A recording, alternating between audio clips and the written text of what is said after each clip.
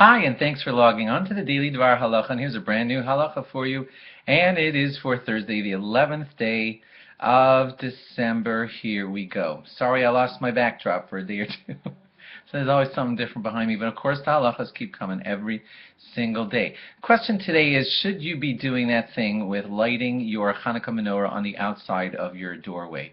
Let's get back to the basics. This was the way that it was done for a long, long time for the Jewish people, and that was to put it just outside of the doorway where it's very clear what's happening. When you see a menorah on the outside of a doorway, it is so clear that, what's that? And it's clear, the persuminisa, that's the catchword in so many of these laws, the broadcasting of the miracle becomes very clear because everyone could see that, wow, it's Hanukkah, it's the third night of Hanukkah. See what that guy's got in front of his door?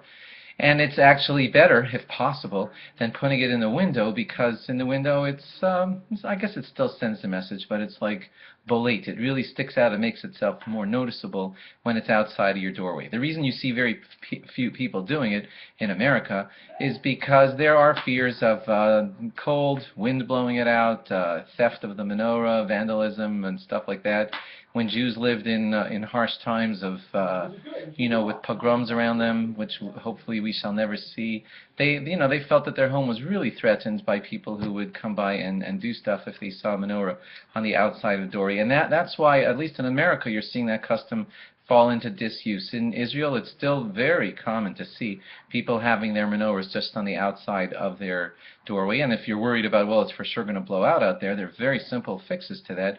You can buy beautiful boxes that are made in such a way that air gets in and that the boxes don't catch fire and they're see-through so that the menorah is beautifully seen, the wind doesn't get them, just enough oxygen gets in.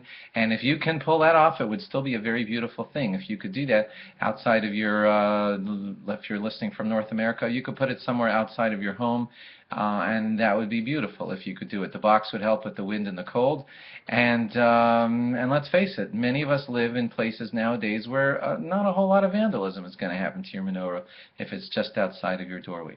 So if you are going to do that, and if it is feasible for you, and you can get one of those boxes, then the place to put it is on the doorpost that's opposite the mezuzah. That way, when someone walks into the home, they are surrounded by mitzvahs. On one doorpost they have the mezuzah, on the other doorpost they have the menorah, and that's just a beautiful way for a Jewish house to be. If for whatever reason these solutions are not available to you, then you still have the good old living room window, which is still fine and still good, and that would be a totally kosher full lighting if you did it that way too. Thanks for logging on, and log on again tomorrow for more. Bye-bye.